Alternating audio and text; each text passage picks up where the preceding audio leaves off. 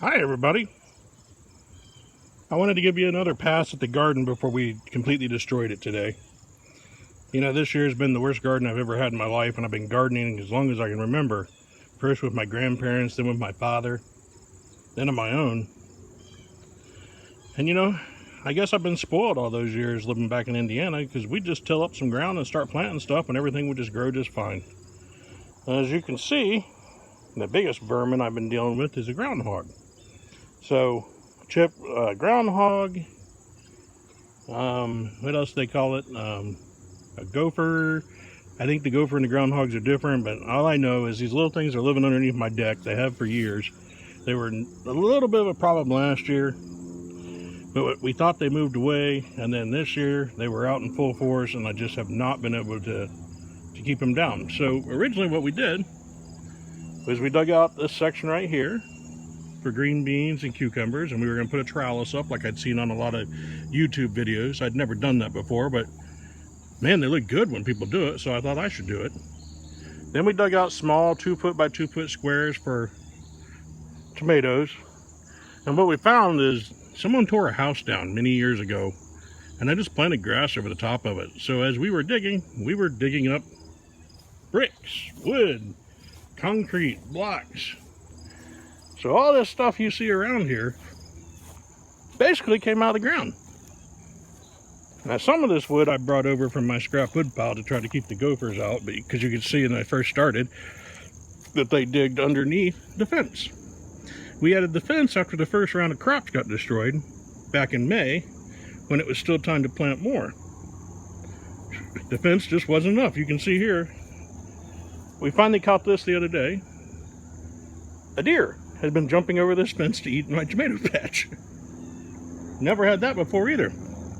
This was a small herb garden that's basically gone. The thyme's still growing.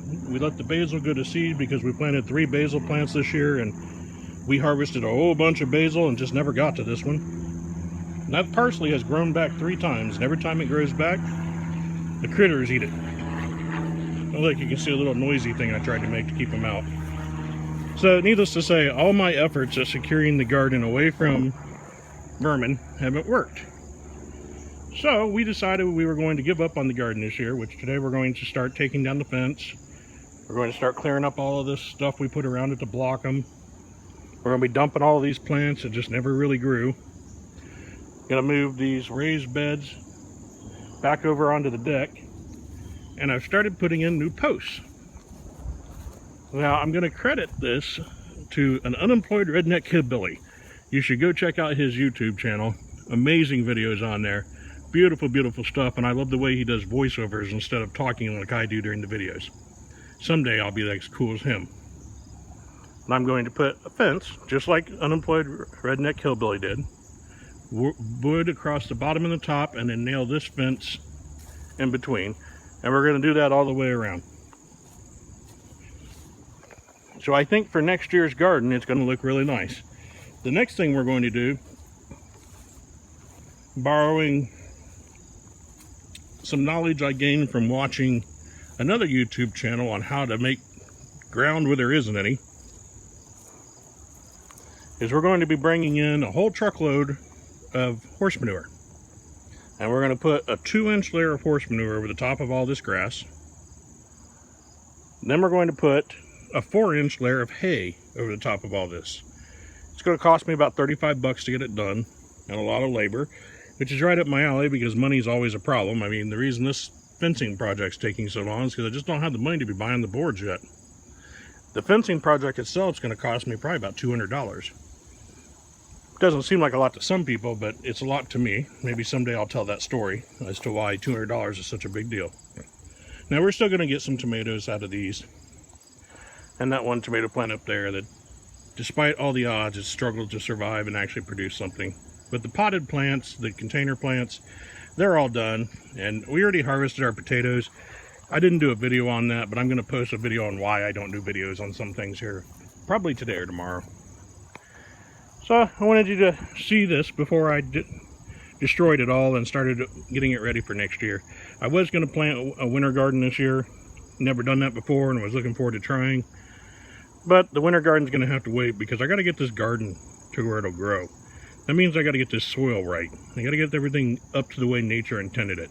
You know, a lot of earthworms, a lot of composting. You'll see we've already started throwing, there's the volunteers got thrown in here. We're getting all of our food scraps thrown in here that are good enough for composting. We did have a compost bin, but we pretty much abandoned using it in an effort to get this going.